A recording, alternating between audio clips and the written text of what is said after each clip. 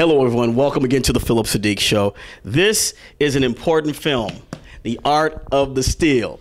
If you think you knew about politics, well, you didn't. We're going to go to it from a, quote, art perspective. We have one of the guys who created this film, Don Argott. Argott. How's it going, man? It's good, man. How you doing? Good. Tell us a little bit about your involvement in the film, because you got some great footage of, like I said, the Barnes Foundation. Yeah. Well, actually, the project came to us through executive producer of the film, Lenny Feinberg, who is somebody who had taken classes at the Barnes years and years ago, and it was a place that really kind of stuck with him. And he had been following the ongoing saga that's taken place at the Barnes Foundation, and he just really felt that it was a story that needed to be told. And he wasn't a filmmaker, and so he needed to find documentary filmmakers that would help him make the film, and that's how we got together. He came to us and kind of pitched the story to us, and we really felt that once we dove into it and did some research on it, that really was a big story, and a story that was kind of begging to be told. So that's how we got started. Right. Tell us a little bit about the Barnes Foundation, because I remember art changes over time. And how has art started out, and then the greedy interest wanted to glob onto it? Right. I mean, it started out by this Albert Barnes, who was the collector of the art, and he went in he made his fortune at the turn of the century making a drug called Argott.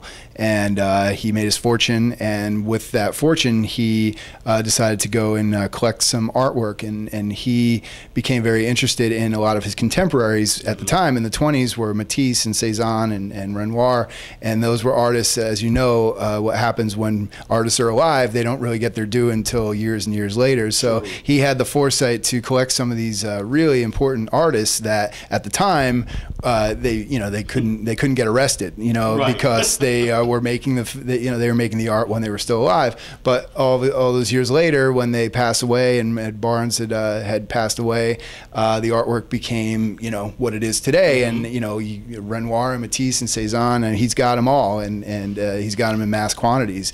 And all of a sudden, everybody kind of wanted a piece of them. Right. And what you see is how when there's a will, there's a way of trying to get a hold of something that they really can't get a hold of. You see that there's all these deals that have to get done in the back rooms, and smoke-filled. Yeah, smoke-filled rooms to try to take some man's original intention and his vision and try to turn it into something totally different. And that's kind of what's happened in this. Right. What got us was the breaking of the will. Oh, someone's at the door.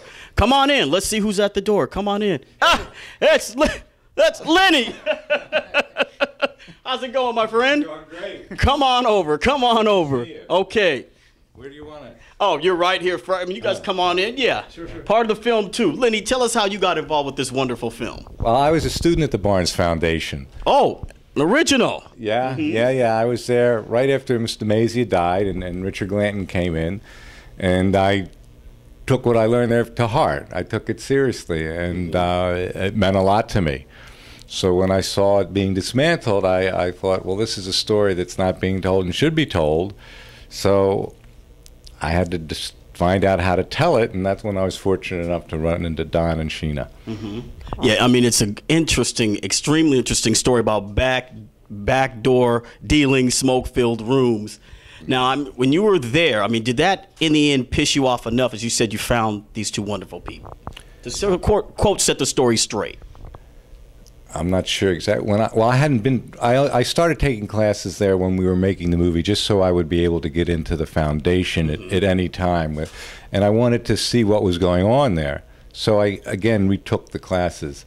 And things had changed significantly. The teaching was different. They weren't teaching Dr. Barnes' philosophy anymore. They were doing things on their own that had nothing to do with Barnes or the Barnes Foundation.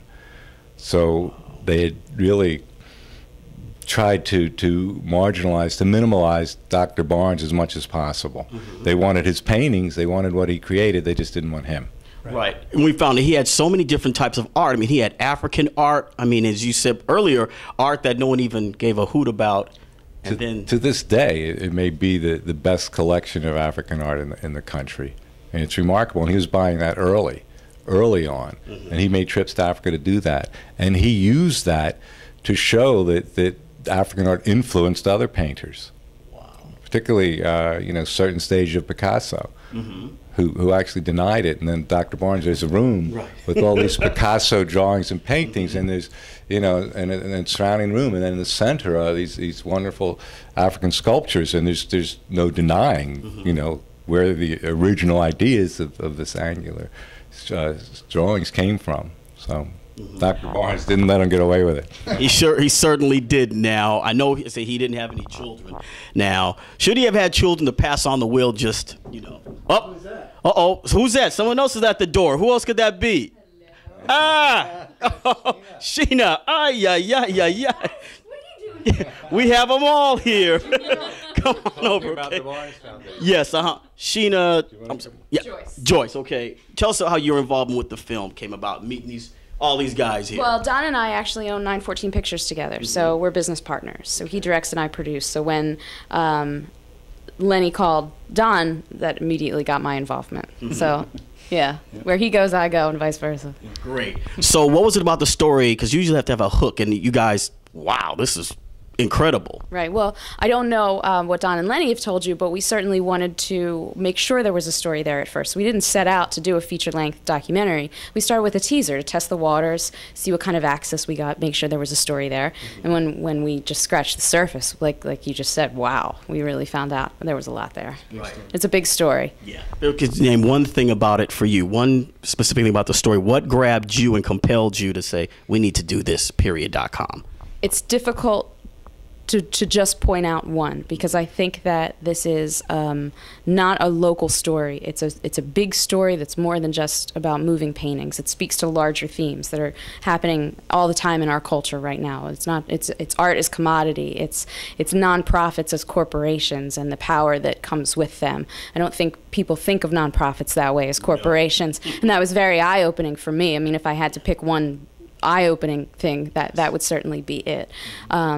And we just tried to tell the story through Dr. Barnes's eyes and tell his story, and I hope we were able to accomplish that. I say you guys did a damn good. Oops, I'm not supposed to cuss. But anyway, it's that kind of film. I mean, really, if you go see it, you're going to be upset, and it pulls the curtain, so to speak, behind charitable organizations that they have strings attached. Yeah.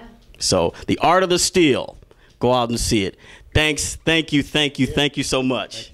Thank you so much for your time. You. Okay. Glad you liked it. Yeah. Oh, I love you. I was cussing in the theater, and the other movie reviewers were like going, shh. And I'm like, well, we can beat that.